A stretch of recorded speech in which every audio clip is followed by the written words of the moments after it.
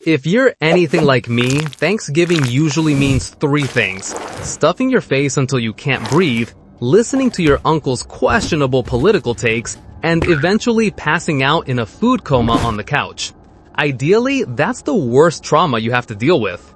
But for the people in this video, the holidays didn't end with a nap. They ended in a nightmare. We are talking about family dinners that turned into crime scenes, joyful trips that ended in balls of fire, and celebrations that quite literally melted people alive. In this video, we are going to ruin your holiday spirit by ranking the most tragic and brutal Thanksgiving disasters in history, going from accidental poisonings all the way to falling into a vat of molten glass. So, put down the turkey leg and buckle up, because you might want to cancel your plans after this. Let's begin. The date is November 28th, 1995. You are sitting at the dinner table with the Martinez family in Las Vegas. The turkey looks golden brown, the stuffing smells incredible, and you are ready to feast.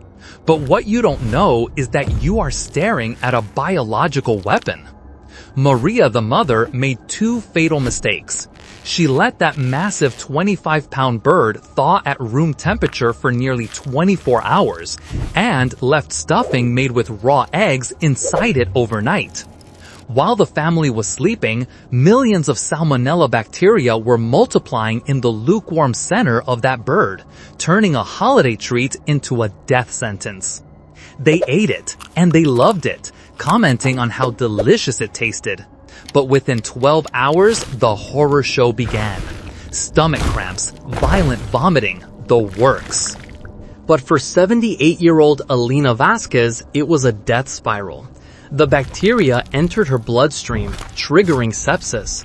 Her organs shut down one by one, kidneys failing, lungs struggling for air. 72 hours after that delicious meal, she was dead. It's terrifying because it's invisible. You think you're safe until your own body turns against you. But at least Alina had a chance to fight. The family in our next story didn't even see their death coming until the sky literally exploded. Fast forward to November 24th, 2011. Imagine you are Sean Perry.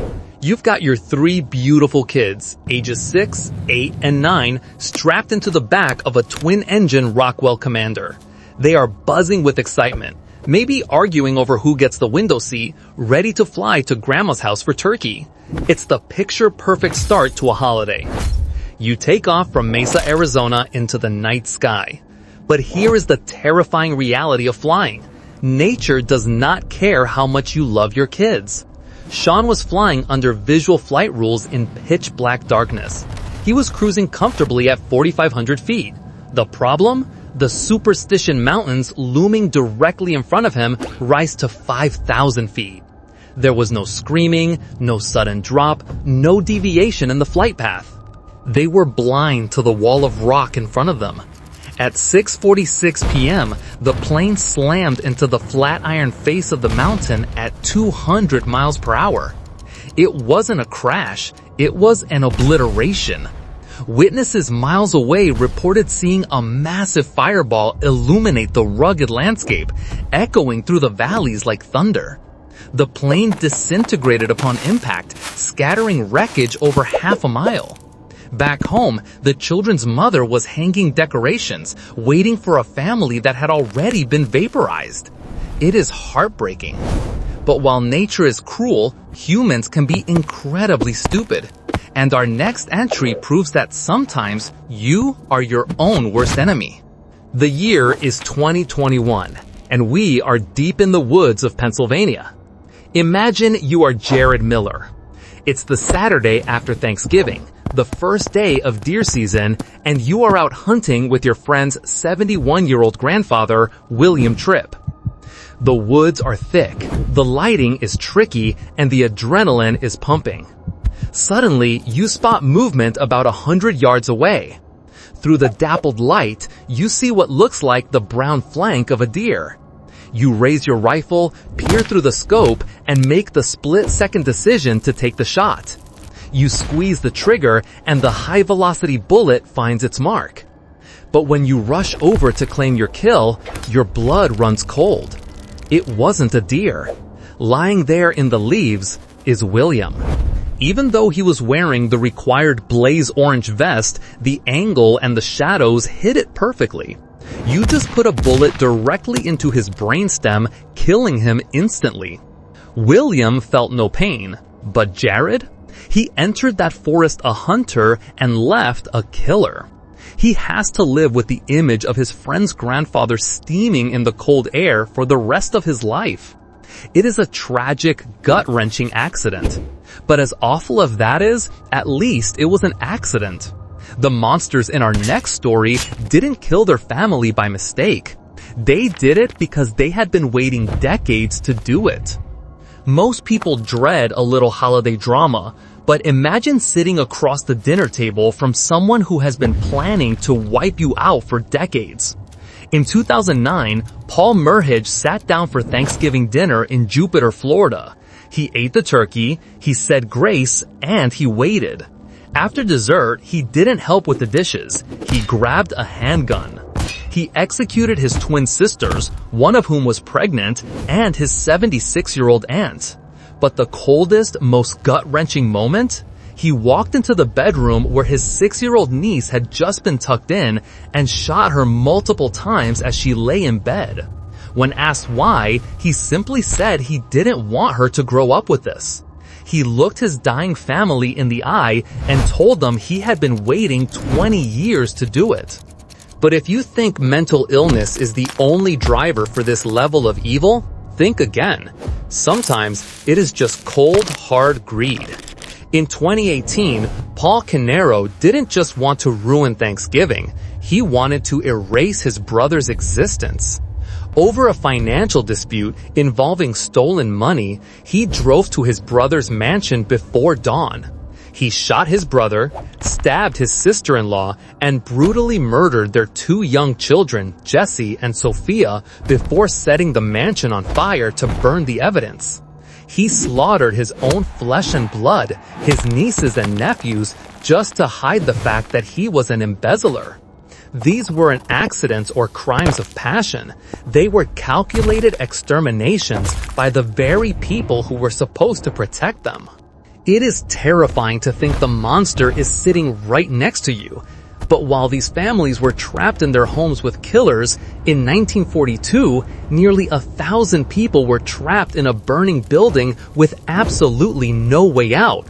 It was a disaster where exits were locked, panic took over, and nearly 500 people were stacked like firewood against the doors, burning in a heat so intense it didn't just melt their jewelry, it fused them together in a tomb of fire. It is November 28, 1942. You are in Boston at the Coconut Grove nightclub. It is the place to be. The war is raging overseas, but in here, it's a party. The club is rated for 460 people, but tonight there are over 1,000 squeezed inside. You are shoulder to shoulder, unable to move, sipping your drink. At 10:15 p.m., a busboy strikes a single match to replace a light bulb in the Melody Lounge. It accidentally grazes a fake palm tree wrapped in flammable fabric. In the blink of an eye, the fire climbs the tree and races across the fabric ceiling. Witnesses didn't say it spread, they said it moved faster than a person could run. Instantly, the lights go out. Now you are in pitch blackness, inhaling thick, toxic smoke filled with carbon monoxide and cyanide from the burning decorations. Panic sets in. You surge toward the main exit, a revolving door. But in the chaos, the crowd pushes so hard that the door jams. It stops spinning. It becomes a wall of bodies. People are screaming, clawing over each other to get out, but there is nowhere to go. Side exits are locked shut by management to keep people from skipping out on their bills. You are trapped in a dark box that is rapidly turning into an oven. The conditions inside were so extreme that firefighters found victims still sitting at their tables, drinks in hand, killed instantly by the toxic gas before they could even stand up. At the blocked doors, bodies were stacked 5 deep, crushed to death in the stampede. The heat became so intense that it didn't just burn skin, it melted the gold wedding rings right off the victims' fingers.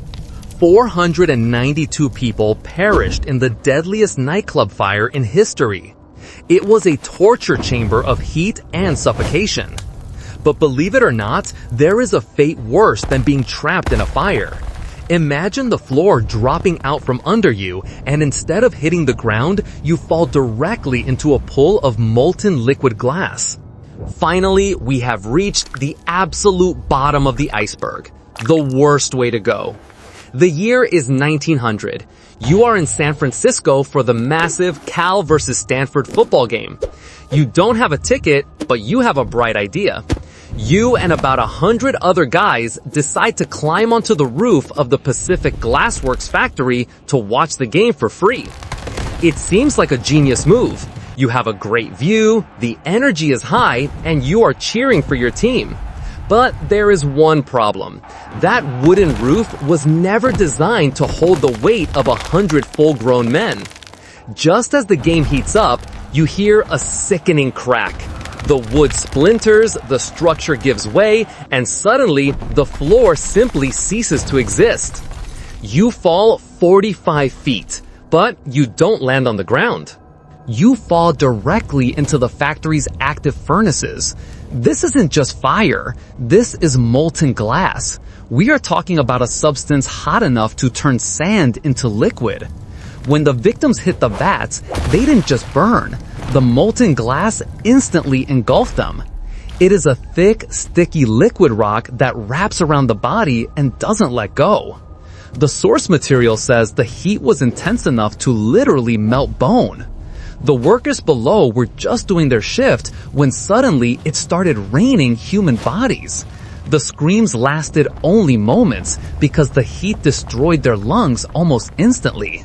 23 people died that day.